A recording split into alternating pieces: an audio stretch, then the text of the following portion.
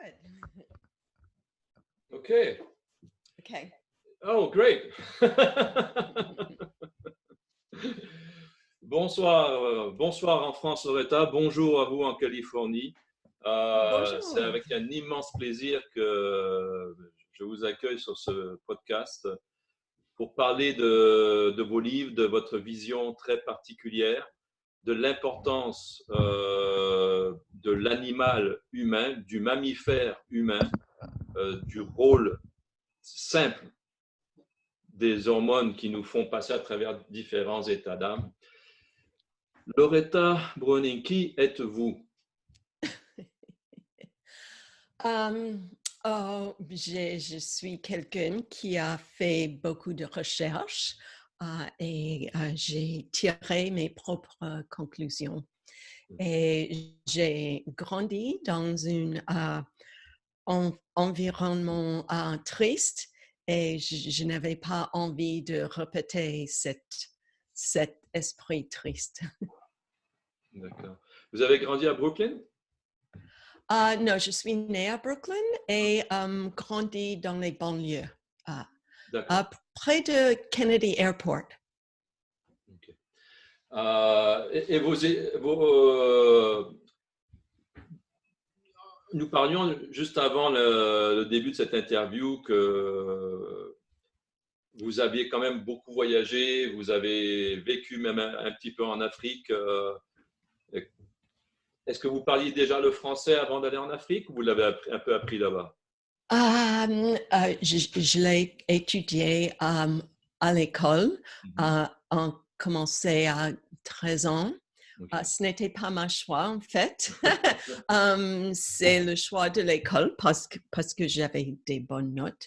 Et j'ai écrit dans un de mes livres, quand j'étais jeune, je pensais que Paris, c'est le Disneyland, c'était le centre du bonheur, oui. Le centre du monde. Et j'avais beaucoup envie d'y aller. Et je suis allée quand j'avais 17 ans à la terminaison de mes études de lycée. Et quand j'étais en Afrique, ce n'était pas bon pour ma français parce que il y avait beaucoup des employés de l'ONU parlaient anglais et les Français parlaient si vite entre eux que je n'ai pas compris.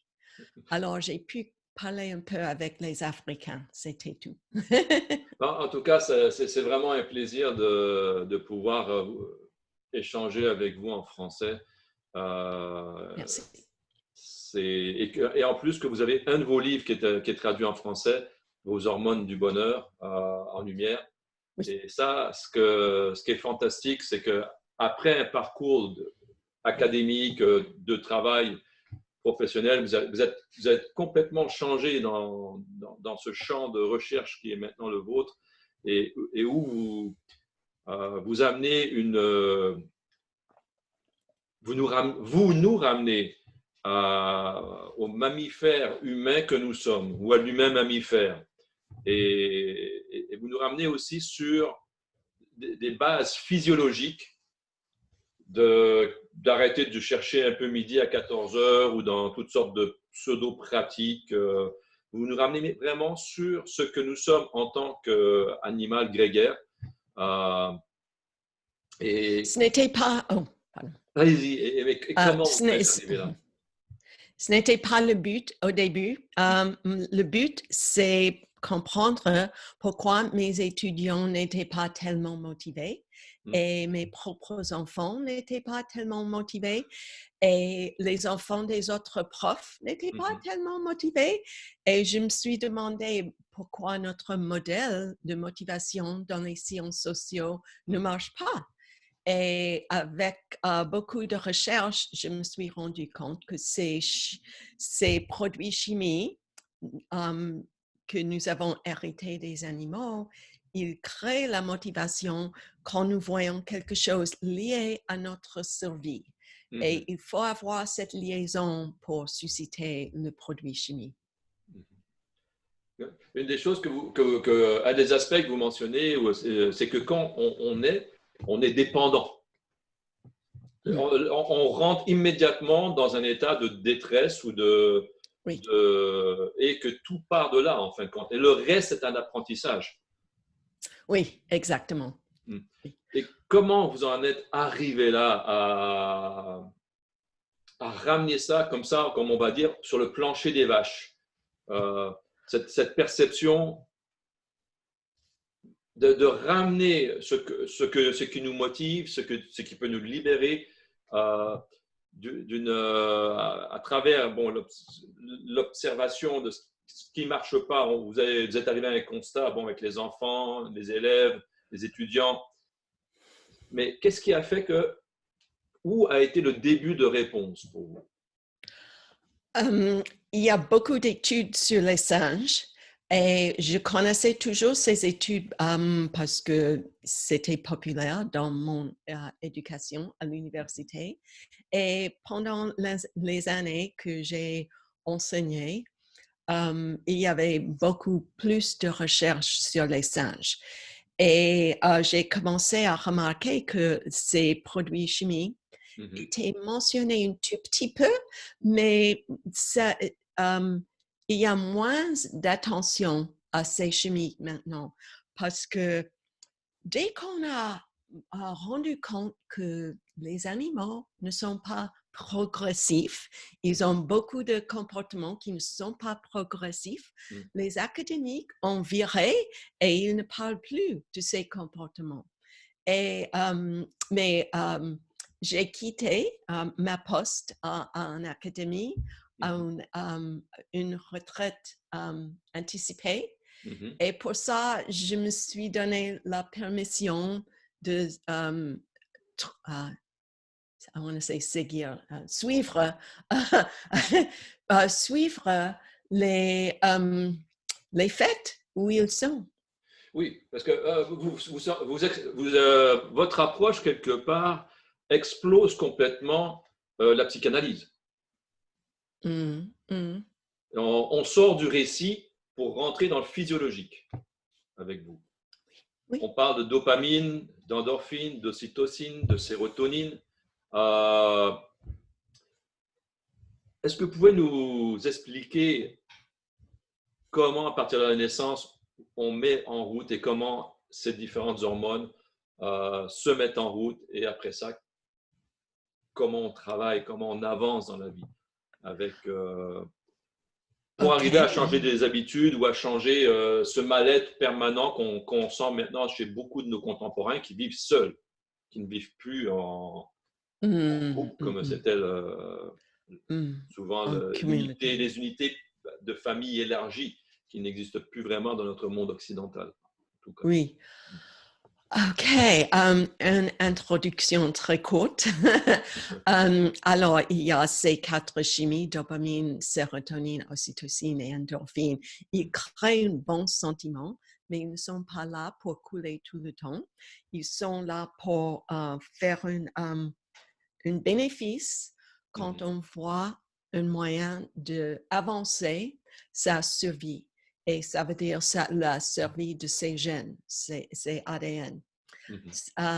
Et ce n'est pas l'intention consciente, mais pour avoir le bon sentiment, pour susciter le produit chimique, il faut faire quelque chose qui est lié dans le cerveau à la survie dans son enfance, parce que c'est dans l'enfance que les réseaux neuronaux sont créés. Et ils sont créés par expérience. Alors, mes expériences de dopamine créent les réseaux qui suscitent ma dopamine dans le futur. Avec un singe, sa dopamine est suscitée quand il voit quelque chose à manger, parce qu'il n'a pas un supermarché, il n'a pas une école. Alors, quand il est jeune, personne ne lui nourrit à part le lait. Alors, il suit les autres, il observe et il met quelque chose dans sa bouche et son cerveau dit ça remplit mes besoins. On dit remplit? Ça satisfait. Oui, absolument. Ça satisfait, ça satisfait mes besoins. Et le dopamine est le bon sentiment que j'ai satisfait un besoin. Donc, Et vous nous dans ramenez notre... quelque part à une expérience limbique. Oui, oui, exactement. Pas Mais qui nous définit fondamentalement alors qu'on se raconte tout plein d'histoires. oui, mais un besoin qui est déjà satisfait, ça ne le suscite pas. Alors, dans notre vie où le manger est très facile à trouver, ça ne m'excite pas. Avoir l'eau qui coule, l'eau chaude, ça ne m'excite pas parce que c'est disponible. Mais il y a un siècle, ça aurait été quelque chose de fantastique d'avoir l'eau chaude qui coule. Alors, oxytocine et sérotonine, ils sont des sentiments sociaux, mais ils ne sont pas les sentiments qu'on aimerait penser parce que les animaux ne sont pas constamment des altruistes comme on veut penser maintenant. Et il y a des sentiments sociaux qui sont très différents. Oxytocine, c'est la confiance que je suis protégée par un groupe. Et quand je suis dans un groupe, je peux baisser ma garde et chez les animaux, on peut manger tranquillement parce qu'il y a d'autres autour et quand je vois qu'ils courent, je cours. Mais aujourd'hui, on ne veut pas vivre comme ça. On ne veut pas suivre le how do you say herd? I forgot. Le troupeau. Troupeau. Yeah. Le troupeau. Alors, mais quand je ne suis pas le troupeau, quand je suis isolée, mon cerveau mammifère dit que je vais être mangé par un prédateur. Alors, nous avons le choix de rester avec le troupeau et quand on résiste, puis on a l'autre mauvais choix. Et enfin, une autre chimie, alors ça c'est oxytocine. Et sérotonine, c'est la confiance dans sa propre force. Parce qu'avec les troupeaux de singes, il y a beaucoup de concurrence. Et les singes plus forts prennent le manger et les plus faibles, ils sont mordus s'ils prennent quelque chose. Et ils doivent chercher ailleurs. Alors, dans ma vie quotidienne, mon cerveau est constamment en train de me comparer aux autres. Et si je vois qu'ils sont plus forts que moi, je crains que je serai mordu quand j'affirme pour un but. Alors, je cherche un moyen d'être le plus fort. Et quand je suis le plus fort, ma sérotonine coule un peu. Et ça, c'est un bon sentiment qu'on cherche, franchement. Et comme vous le dites, c'est un bon sentiment qu'on cherche. Mais cependant, beaucoup de gens, actuellement peu de gens ont vraiment un accès à un bonheur, on pourrait dire, général dans leur vie. Et qu'est-ce que vous proposez pour les amener à reconnaître ces flux hormonaux, ces comportements qui sont un peu dictés par nos hormones? Comment est-ce que vous pouvez nous amener à, qu'est-ce que vous proposez comme voie de changement qu'on peut amener dans notre vie de tous les jours? La première réponse, simplement, c'est la auto-acceptation parce que ces chimies ne sont pas censées de courir tout le temps. Ils sont là pour avoir des petits moments et puis c'est métabolisé et il n'y en a plus. Quand je prends la banane, le dopamine se cesse et je n'ai plus. Et on voit ça tout le temps dans la vie quotidienne. J'arrive à mon but et puis ça ne sent plus bon. Oui. Et ça, c'est normal. Il ne faut pas penser que tous les autres ont un grand bonheur chaque moment et j'ai une maladie. Et ça, c'est le schéma moderne. Oui. Mais la vérité, c'est que c'est produits chimiques ne sont pas là pour couloir tout le temps. Notre niveau de satisfaction, en fin de compte, il y a un nivellement qui se fait et c'est comme si on s'imagine qu'on a un problème.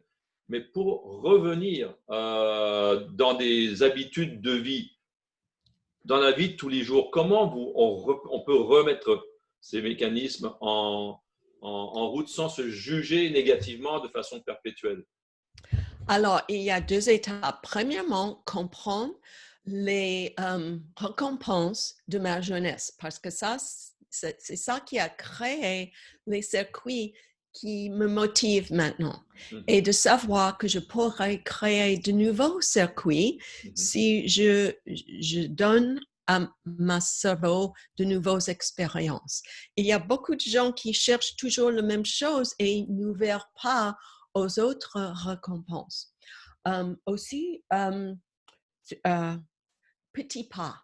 Si je prends des petits pas souvent, je suscite les produits chimiques souvent. Si j'attends dans le futur, je vais avoir quelque chose de très grand, mais je ne prends pas des pas aujourd'hui, je n'ai pas de bons sentiments. Alors, des petits pas constamment et des petits pas vers des diverses récompenses, pas seulement la répétition de sa jeunesse.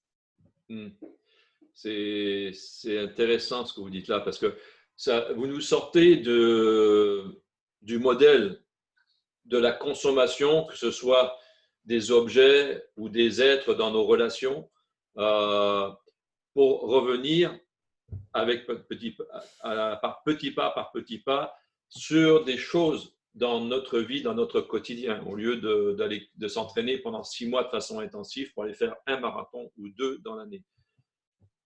Là, quand vous ramenez comme ça au niveau de tous les jours, est-ce qu'il y a des pratiques que les gens peuvent mettre en place au niveau, vous parlez de changer les habitudes en 45 jours de répétition, comment est-ce que les gens peuvent faire? Vous allez me dire, parce que vous avez plusieurs livres qui le détaillent d'une façon très intéressante, comment les gens peuvent le faire pour amener ces petits bonheurs à revenir et à commencer à maîtriser le sentiment d'anxiété que beaucoup de gens qui arrivent à un point, les gens, ils ont tout, ils ont la voiture, la maison, la maîtresse ou la femme, le chien, le chat, les enfants, et ils sont anxieux. Ils sont dans un état permanent, ils sont effrayés peut-être de tout perdre. Comment est-ce que vous travaillez? Alors, ce sont deux questions différentes. Oui. Comment créer de nouveaux circuits positifs et comment éviter le circuit négatif. Alors, et deux différents livres. Alors, je commence avec de nouveaux circuits positifs. Comme tu as dit, c'est la répétition qui crée de nouveaux circuits, surtout dans la maturité, parce que dans la jeunesse, on connecte les neurones plus facilement. Dans la vie plus mûre, j'ai dit 45 journées de répétition, mais il faut choisir soigneusement qu'est-ce que je vais répéter. On peut seulement créer un nouveau habitude à la fois. Quel produit chimique que je veux susciter? Alors, je peux commencer avec une habitude de dopamine parce que je me sens confortable avec le dopamine. Et je veux m'enseigner que je suis capable de le susciter dans un autre moyen. Par exemple, beaucoup de gens le suscitent avec le manger, snack, beaucoup de snacks. Mais il y a d'autres moyens. Prendre des petites pauses. Je dis souvent, si on est au bureau, on peut écouter la comédie et aller à l'escalier et grimper l'escalier et écouter la comédie. C'est une diversion complète et saine et c'est un exemple d'une nouvelle habitude. Mais si je pense que je n'ai pas assez d'une autre chimie, par exemple sérotonine, beaucoup de gens pensent qu'ils n'aimeraient plus, j'ai une liste de diverses habitudes qui pourraient le susciter pour créer de nouveaux liens de confiance. Confiance en soi, bien sûr, mais aussi créer des ponts avec des autres. Ce n'est pas donner de l'argent à l'étranger, aux étrangers, mais c'est de prendre des petits pas envers quelqu'un avec qui vous avez un sentiment un peu difficile. Et savoir que ça va ramener quelque chose, mais pas aujourd'hui. Et répéter le pas quand même. Et ça va créer un chemin dans le cerveau avec une expectative positive. Et ça, c'est utile et ça donne un petit peu de sérotonine aujourd'hui. Excusez-moi, j'ai confus le sérotonine et oxytocine pour la confiance. Mais vous avez l'idée. Une question, j'ouvre une parenthèse. Vous allez venir en France nous parler de tout ça? Je suis allée en France en novembre, décembre dernier. Quelqu'un a organisé un programme, mais malheureusement, ça a coûté très, très, très cher. D'accord. On m'a expliqué qu'il y a des sociétés en France qui payent cette tuition pour les employés. Mais ça n'intéressait pas beaucoup de monde. Et j'aimerais faire quelque chose de nouveau. Si tu peux organiser quelque chose, ça ne doit pas coûter autant. Il y a des gens qui vont nous écouter et que je suis sûr que ça ne tombera pas dans l'oreille de sourds. Parce que il y a quand même beaucoup de thérapeutes qui devraient être intéressés de vous écouter, des professionnels de la santé aussi, mentale particulièrement, parce que vous ramenez des choses à une telle simplicité. Votre analyse, la grille d'analyse que vous proposez, tout le monde peut la mettre en place. Oui, exactement. On n'est plus dans un folklore imaginaire. On revient vraiment, comme vous le dites, à notre nature animale, de mammifère.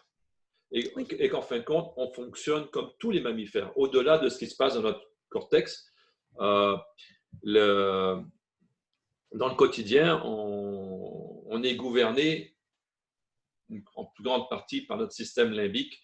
Bon, au-delà de notre capacité de se projeter dans le futur qui va nous différencier mais là, je ne suis même pas sûr que les primates n'en sont pas capables. Mais bon, sans ça, juste le fait qu'il y en a un qui peut penser à faire un outil pour pouvoir l'utiliser, il y a quand même une relation dans le temps. Donc, merci. Alors, oui. Pour l'anxiété. Oui. Oui, OK. J'ai un livre qui n'était pas traduit en français. C'est seulement traduit en Russie en ce moment. Ça s'appelle Tame Your Anxiety. Oui. Comment dit-on tame? Soulager? Dompter. Maîtriser. Maîtriser, dompter. Oui. OK. Alors, c'est un modèle assez simple. Comprendre l'anxiété chez les animaux. Alors, quand une gazelle sent l'odeur d'un prédateur, qu'est-ce qu'il fait? Premièrement, c'est le cortisol. C'est un grand circuit à cause de l'expérience. Le gazelle a beaucoup d'expérience avec des menaces dans sa jeunesse. Oui. Et pour nous avons des circuits de cortisol qui ressemblent les expériences de menaces de nos jeunesses. Ça peut être une vraie menace ou l'impression quand je suis entourée par d'autres gens qui se sentent menacés. Je mirror le verbe pour miroir. Oui. Le miroir, on fait le miroir. Je fais le miroir excusez-moi, parce qu'il y a... il y a Je des pense moi aussi en neurones. anglais. Oui. Il y Donc, a des oui, neurones miroirs. oui, oui. Et alors, j'apprends des craintes des gens autour de moi quand je Mhm, suis jeune. Dans le futur, quand j'ai une petite odeur de quelque chose qui était menaçant dans ma mhm, jeunesse, mhm, que fait une gazelle? Il cherche des renseignements parce qu'il faut savoir en quelle direction courir. Puis, il faut choisir un chemin et mhm, puis on s'en focus au prochain pas. Il mhm. ne regarde pas le lion, il regarde le chemin devant lui. Et c'est ça, choisir une solution, avoir la confiance en sa choix et s'en focaliser à sa prochaine fois au lieu de se focaliser au prédateur. D'accord. Mais ça, vous l'avez fait parce que en vous-même, parce que ce que vous décrivez là, c'est que toute votre approche va à contre-courant de ce qu'on propose généralement dans l'accompagnement des gens, dans l'analyse, dans la grille d'analyse. Là, vous mettez complètement les grilles d'analyse euh, psychologiques habituelles. On sort de ce langage-là et vous êtes allé à contre-courant. Ça prend un sacré courage, surtout, et une très grande liberté d'esprit. Et dans cette démarche intellectuelle qui a été la vôtre, comment comment je pourrais vous demander, poser la question? Comment est-ce que vous pouvez transmettre ce que vous avez trouvé qui vous a donné cette liberté d'être la gazelle qui s'en va dans une autre direction? Or, Um, parce que là, vous êtes sorti du troupeau, là. Comme gazelle, vous devenez vulnérable, mine de rien. OK. Comment j'ai appris l'habilité de faire ça? Oui. Quand j'étais jeune, j'avais un troupeau mauvais et j'ai appris à ne pas avoir confiance dans mon troupeau, qui était pénible, Mhm. mais j'ai pu apprendre à avoir confiance dans mes propres choix parce que il y avait des mauvais choix Mhm. qui étaient faits autour de moi, disons. Donc, quelque part, c'est centré sur ce que la personne recommence à prendre confiance en elle-même, à arrêter de regarder, comme on dit, que c'est toujours plus vert sur la pelouse de l'autre, sur le terrain de l'autre, et vous ramenez la personne dans un sens de la responsabilité de son devenir. Oui. Heureusement, quand on fait ça un petit peu, on a un petit peu de progrès parce que Mhm, les hormones de bonheur commencent à fluir et ça commence à créer de nouvelles connexions neuronales et on a l'impression que ça marche. Et puis, on prend un petit pas et puis un autre petit pas et un autre petit pas. J'utilise souvent l'exemple, c'est très connu maintenant, cette approche de petits pas. J'avais une dentiste qui insistait que je fais, comment dire, floss. mhm. Comment dit-on? Le fil de soie, oui. Le fil de soie? Oui. Oui. Et je n'aimais pas cette idée. Je trouvais que c'était très difficile.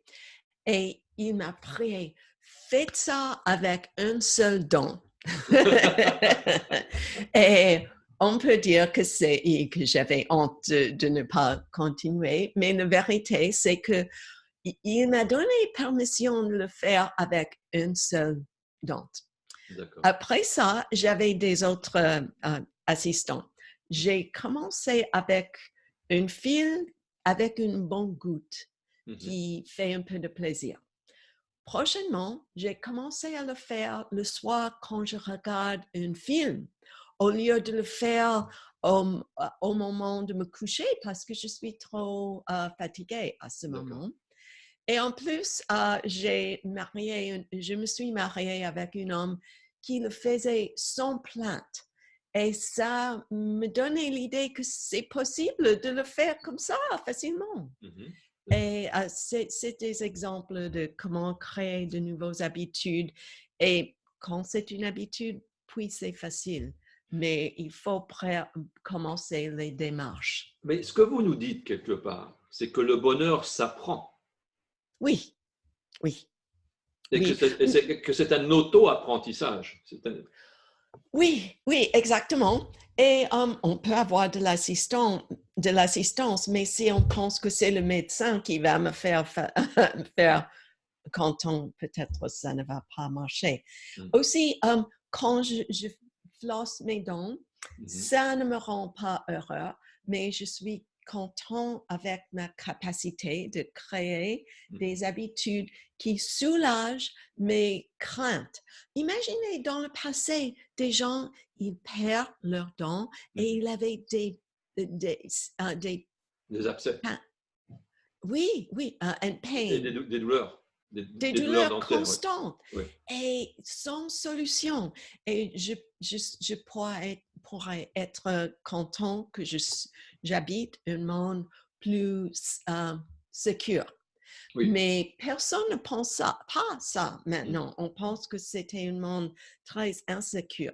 Et il y a des gens qui vous nourrissent avec l'idée que le monde est terrible. Et j'ai coupé ma relation avec des gens avec cet esprit parce que ce n'est pas bon pour le sentiment. Et c'est peut-être pas réel non plus, parce que de plus en plus, on vit quand même dans des sociétés qui sont sécurisées. Si on sort et qu'on se fait agresser, ça, c'est pas dans la norme, c'est pas tous les jours. C'est un accident de la vie, ça peut arriver, mais on est loin d'être comme ça pouvait se passer il y a quelques centaines d'années. Vous alliez vous éloigner de votre village et il y avait des bandes qui rôdaient carrément dans les forêts, quoi. On vit dans des sociétés qui sont peut-être différentes, Occident, Orient, Asie, mais les gens vivent beaucoup, beaucoup plus vieux. Ils ne sont pas assassinés à tous les 5 minutes, c'est pas vrai. Oui, exactement. Et l'important, c'est que notre cerveau est créé pour chercher des renseignements de danger, des indices de danger. Alors, si je n'ai pas de danger à côté de moi, mon cerveau cherche plus loin. Et c'est ça qu'on fait constamment. On cherche plus loin pour où est le prédateur, où est le prédateur. Et s'il n'y en a pas, on cherche plus loin. Et ça, c'est l'anxiété. Parce que c'est le tâche. Notre cerveau est créé pour cette tâche. Pour chercher la petite bébête qui nous guette, pour chercher le danger. Alors que ce que vous nous proposez, c'est aussi de regarder tous les petits moments de bonheur qu'on a, comme on dit en anglais, count your blessings, comptez vos bénédictions, et à partir de là, de rentrer dans une relation envers soi peut-être plus créative. Mais comment est-ce qu'on peut ramener ça dans notre relation à l'autre? Parce que les gens ne se touchent plus. En France, ils se serrent la main, ils vont se faire la bise, mais ils sont à 2 kilomètres l'un de l'autre, ils se font la bise à peine. Il n'y a plus de contact physique. Comment est-ce qu'on redevient un peu primate, quoi, sans aller se groomer chacun OK. Premièrement, la dernière phrase, tu as dit être reconnaissante. Ça, c'est le message de psychologie positive, mais ma message est un petit peu différent parce que dans le cerveau animal, il n'a pas la reconnaissance. Et les animaux. Ils ne cherchent que le prochain repas. Parce que s'ils ne font pas ça, ils crevent de faim. Alors, notre cerveau est créé pour chercher. Et nous sommes toujours en train de chercher.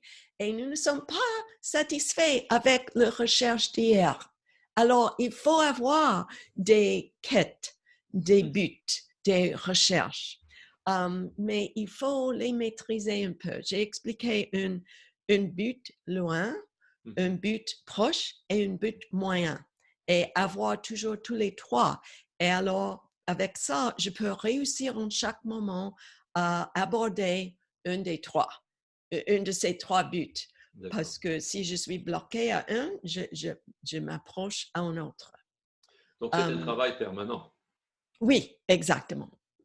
Alors, l'autre question, comment aborder les autres plus tranquillement? Alors, dans l'histoire de notre espèce, dans l'histoire de notre espèce, nous avons eu des groupes très limités. Voici, c'est ma groupe et vous n'êtes pas dans ma groupe et je fais confiance seulement à ma groupe et pas à vous. Maintenant, on a l'idée qu'il faut aimer tout le monde. Il faut aimer les étrangers autant qu'on aime les proches. Et le cerveau mammifère dit non, je ne vais pas faire ça. Je n'ai pas confiance en tout le monde. Je n'ai pas confiance en vous et je ne vais pas vous traiter comme mes proches. Et ça, je crois que ça crée un peu de tension. Et à l'autre côté, où sont mes proches? C'est plus difficile maintenant parce que les gens se déplacent si souvent, moins en Europe peut-être. Aux États-Unis, on déplace très souvent l'emploi, la maison, et c'est pour ça qu'on n'investit pas autant. Mais j'ai la capacité d'investir dans mes relations. Je ne suis pas une prisonnière de la société. Si je fais la décision que je vais investir dans une relation, je peux avoir confiance que ça va aboutir à quelque chose. Pas aujourd'hui, pas demain, mais j'ai la confiance que ça va marcher. Une petite note, une remarque, étant donné que je suis un Nord-Américain, culturellement, quand je suis arrivé en Europe, une des choses qui m'a beaucoup choqué, c'est cette différence entre c'est même pas une vision, c'est quelque chose qui nous conditionne, comme l'Amérique du Nord, à part les populations autochtones, sont peuplées d'immigrants. En Amérique du Nord, ce n'est pas autant d'où tu viens ou d'où on vient qui nous intéresse, c'est où nous allons ensemble. Et ça, je n'ai pas senti ça en France, ce désir de rencontrer quelqu'un, de rencontrer du nouveau et d'aller ensemble vers l'inconnu, vers la découverte. Et ce que j'aime, c'est que des gens comme vous, vous nous amenez un nouveau regard avec des petits pas, comme vous le dites, dans le quotidien, avec des buts, mais qui peuvent permettre à des gens de commencer à regarder leur vie d'une façon différente. Oui, c'est intéressant que les singes font la même chose. Et quand on comprend comment ça marche avec les singes, c'est facile. Alors, il y a des gens qui disent que les singes font beaucoup de coopération. Et ça, c'est les études récentes. Mais pour une centennée avant ça, il y avait la recherche qui montrait qu'il y a beaucoup de conflits parmi les singes. Alors, le fait, c'est que les singes, ils ont de la coopération quand ils ont un but en commun. Et souvent, c'est un ennemi en commun. Alors, les singes, ils coopèrent pour se battre contre un ennemi en commun.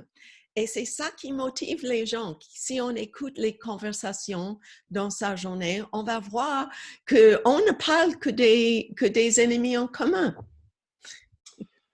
Ça, c'est vrai. Et que ce soit que les gens dans des clans au niveau dans leur milieu de travail, qu'au niveau politique, avec les retours sur les replis identitaires, ou celui qui vient d'ailleurs, surtout s'il vient vraiment, ou qu'on peut le pressentir qu'on sera envahi, ou qu'on s'imagine qu'on sera envahi, alors que les populations ont toujours bougé à travers le temps.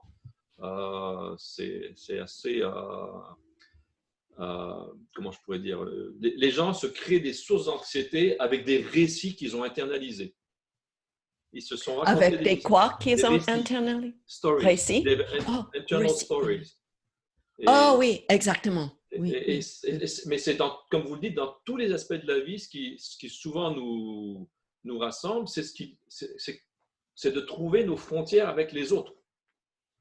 Quels sont les autres qui sont au-delà de nos frontières, que ce soit social, que ce soit dans le travail ou dans le commerce, avec la compétition.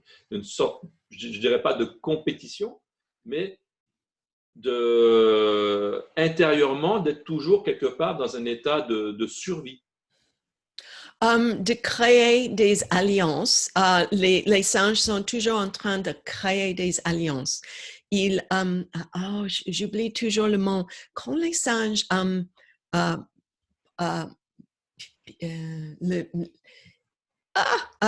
grooming, when they pick grooming, oui. il nettoie le pelage d'autres et il choisit quel singe je vais faire ça. Et si je veux nettoyer ton pelage, c'est parce que j'anticipe une récompense. Et souvent, la récompense, c'est quand nous sommes menacés par un prédateur, tu vas me protéger. Mais des fois, j'investis en toi et tu ne me protèges pas quand un prédateur vient. Et alors, c'est frustrant pour le singe. Et il pense toujours où je vais invertir mes efforts pour créer ces alliances. Et c'est ce que nous faisons aujourd'hui. Et comment chaque personne, comment pouvons-nous nous-mêmes découvrir en soi, à travers ce jeu des hormones, un état où on apprend à se protéger nous-mêmes, où on apprend à être responsable de son bien-être ou de sa survie et de réaliser que sa propre survie n'est pas nécessairement aux dépens de celle des autres ou celle des autres aux dépens de la nôtre. OK. Premièrement, comprendre les circuits de cortisol que j'ai créés quand j'étais jeune. Alors, les menaces de ma jeunesse étaient différentes que les menaces de tes jeunesses. Et pour chacun, on peut comprendre, alors c'est pour ça que je crains toujours une telle chose parce que c'était une crainte réaliste quand j'étais jeune et maintenant, je répète ça. Alors, c'est une chose. Et l'autre, comment dit-on legacy? Héritage. Héritage, OK. Quand il y a le cerveau animal qui ne craint pas le mort, parce que le cerveau animal n'a pas une cortex qui peut anticiper le futur. Mais le cortex humain pourrait anticiper. Cortex, le cortex humain peut anticiper le futur. Alors, nous pouvons craigner le mort. Nous comprenons notre mortalité. Oui. Alors, on peut avoir une crainte constante à cause de ça. Et ça terrorise le cerveau mammifère parce que le mammifère cherche à survivre et mon cortex dit « mais tu ne vas pas survivre, tu ne vas pas survivre ». Et la solution, c'est de créer quelque chose qui va survivre. Et c'est pour ça que dans le passé, on a créé des petits-enfants, on a créé des pyramides, on a créé des peintures, des romans. Et c'est ça la motivation, de créer quelque chose qui va survivre parce que je ne vais pas survivre. Ça, c'est le soulagement. Passer à la prospérité par son œuvre ou par ce qu'on transmet, par ce qu'on laisse derrière nous, comme vous le mentionnez dans un de vos interviews. On travaille à laisser quelque chose en fin de... Oui, exactement. Et quand je travaille à laisser quelque chose, je n'ai pas de contrôle sur ça. par exemple, on peut écrire un roman et puis les gens ne le lisent pas. Alors, c'est pour ça, je pense, mon héritage est menacé. Oui. Et on se sent menacé chaque fois qu'on a une mauvaise opinion de sa roman. On se sent que sa vie est menacée. Parce que ça, c'est le cerveau. Je peux vous assurer que vos livres seront un bel héritage. Merci beaucoup. Là-dessus, vous avez fait un beau travail et moi, là, je parle en mon nom, c'est extrêmement rafraîchissant de vous lire, de vous découvrir. Ça nous ramène à ce qu'on appelle le gros bon sens. Gros bon sens. Common sense, non. Oui, merci. Back down to earth, on arrête de se raconter des histoires et comment est-ce qu'on fonctionne, qu'est-ce qui nous motive intérieurement dans notre vie de tous les jours, parce qu'on a plein de petites réactions de ci, de ça, on aime ci ou on n'aime pas ça. Et souvent, on se dit, non, il faut corriger, il faut aller en thérapie. Alors que vous nous dites, non, ces réactions-là sont normales, il faut les prendre, les accepter. Et à partir de là, on peut commencer à changer en créant de nouvelles habitudes pour aller rechercher de l'ocytocine, de la sérotonine. Oui. Et il n'y a pas forcément une logique. Ça, c'est l'important. J'utilise souvent un petit exemple. Quand j'étais jeune, ma mère a choisi mes vêtements. Et pour ça, je ne m'intéressais pas tellement en vêtements parce qu'elle a tout contrôlé. Je n'avais pas de choix. Alors, quand j'avais 12 ans, à l'école, on a dû coudre une jupe. Et j'ai dû acheter du tissu pour coudre une jupe. Oui. Et ma mère m'a amenée au magasin de tissu et elle m'a laissé choisir comme ça, sans sa opinion. Et c'était une quelle joie! Et j'ai créé un circuit. Et maintenant, j'adore le tissu. Et ce n'est pas logique parce que je n'ai pas un but maintenant. Qu'est-ce que je vais faire avec tissu? Mais j'ai une petite collection de tissus. Donc, vous avez créé quelque part, on pourrait dire, un ancrage sur un sentiment de liberté où on vous a laissé le choix. Et ça, c'est, comme vous le mentionnez ailleurs, c'est de devenir indépendant. Oui, mais sur le plan animal, parce que les animaux, ce n'est pas exactement. Quand je cherchais ma tissu préféré, c'était la première fois que j'ai pu, how do you say to forage? Fouiller. Fouiller, oui. Les animaux doivent fouiller constamment pour survivre. Et j'étais empêchée à fouiller pour moi-même par ma mère. Oui. Mais il faut fouiller pour susciter le dopamine. Et quand j'avais la permission de le faire pour moi-même, c'était une grande chute de dopamine et ça m'a créé un circuit de dopamine. Et ça me dit, oh, le bonheur, c'est celui-là. Et chacun, c'est les adonnés qui prennent les drogues, c'est une grande chute de dopamine qui dit, c'est ça le bonheur, parce que c'est la recherche du drogue suscite le dopamine et crée le circuit. Et moi, ce que j'observe beaucoup, c'est qu'il y a des gens, ils vont se donner la permission. Alors, ils vont... Bon, là, dans le monde, un des sports qui est extraordinaire, qui est en expansion, c'est le stand-up paddle. Les gens qui sont sur les planches et qui sont debout sur les planches. Mais quelque part, ils se sont donné la permission et trop souvent, les gens, ils se donnent des permissions, mais dans des aspects de leur vie très limités. Alors, ils vont avoir le travail et après, ils vont avoir le sport, une activité sportive, mais au-delà de ça, ils ne se donnent pas vraiment la permission d'aller explorer ce qu'est la vie, comme vous avez fait when you were foraging, quand vous étiez en train de fouiller. Parce que fouiller au-delà des activités, ça veut dire aussi se permettre de penser différemment en soi-même. Et là, à travers la façon dont vous nous amenez avec les petits pas, est-ce qu'on peut fouiller d'autres aspects de notre vie pour réussir à recréer des liens avec l'autre, avec les autres,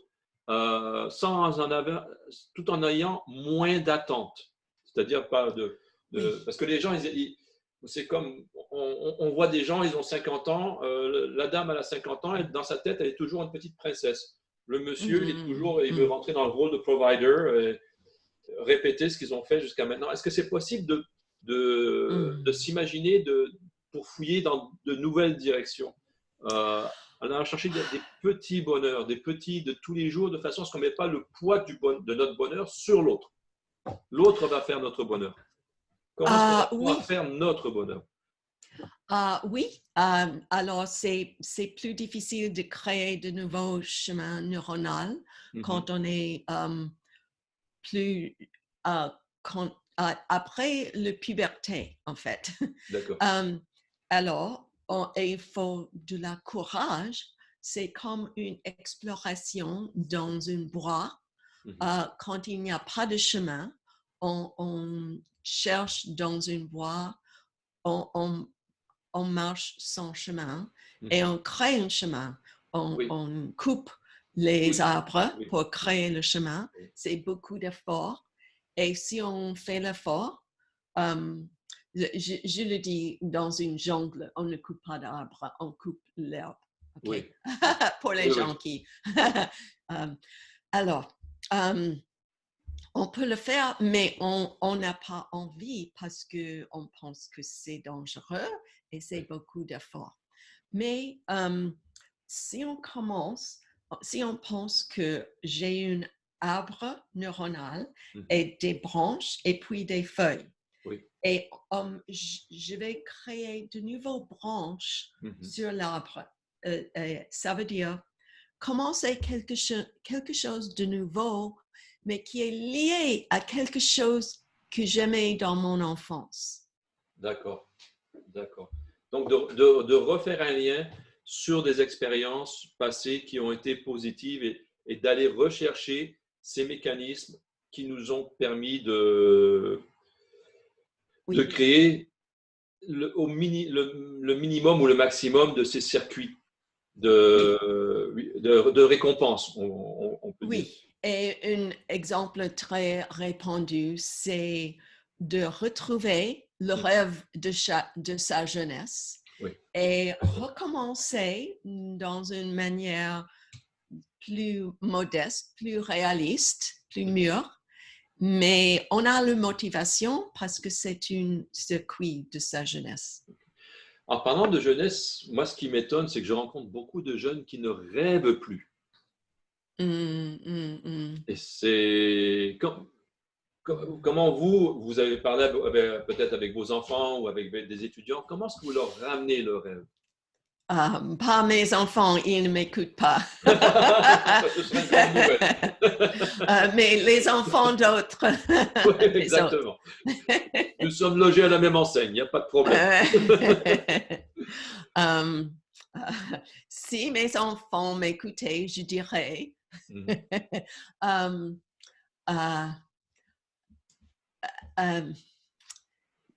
de petits pas et de jouir des petits pas, de trouver le bonheur dans les petits pas. Et maintenant, on a peur de prendre un risque et de faillir, de faire faillite, d'échouer. D'échouer. Mais on a plus permission d'échouer aujourd'hui qu'avant. Et il y a beaucoup de gens qui n'ont pas beaucoup d'énergie, je crois, parce que le boulot prend beaucoup d'énergie. Et on peut faire la décision de donner moins d'énergie à ce côté-là pour en avoir plus d'énergie à ce côté-ci. D'accord. Et pour avoir ça, il faut comprendre, je n'ai pas encore parlé beaucoup de la comparaison sociale. Oui. Alors, Super. si j'ai des gens à mon bureau et ils investissent toute leur énergie pour l'avancement de leur carrière, et je ne veux pas faire ça, je veux avoir plus d'énergie pour mon hobby, pour mon rêve du futur. Peut-être ils seront avancés et je ne vais pas avancer.